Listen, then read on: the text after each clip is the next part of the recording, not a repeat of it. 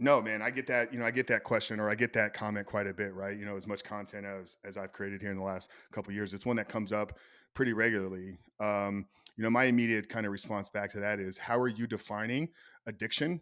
Because most people don't have a clear definition of what they define an addiction to be.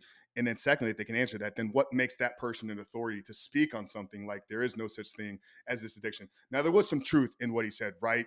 Porn addiction is not defined in the DSM-5, which is the clinical kind of medicine book that recognizes all that. But what's interesting is gambling and video games are both in there, which are artificial kind of false realities, right? Like a video game creates a very, fantasy type of world that you inject yourself into. So you can be addicted to that, but you can't be addicted to the fantasy world. I had Dr. Anna Lemke, who is Stanford's head of addiction, on the podcast. She also wrote Dopamine Nation.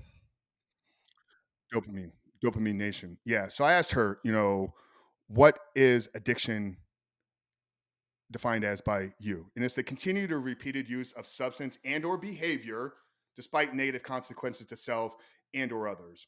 So repeated use of substance or behavior. So the repeated use of a behavior of consuming pornography despite the negative consequences. So if it's had an impact on how you show up to work, if it's had an impact on how you show up in your relationship, it's had an impact on how you even see other people, that's a negative consequence. So that definition proves to us that yes, it can be clear defined. And there's plenty of studies. They're doing them in Dr. Anna Lemke's practice. They're doing them across the board. So there is there. And I do believe that we're going to see the point here very soon that it makes its way into that clinical book. But I think most people, when they hear that or when they say that, it's a deflection of themselves because they're viewing that as a judgment. Like, I'm never judging anybody for what you do. Live your life, man. We're all free.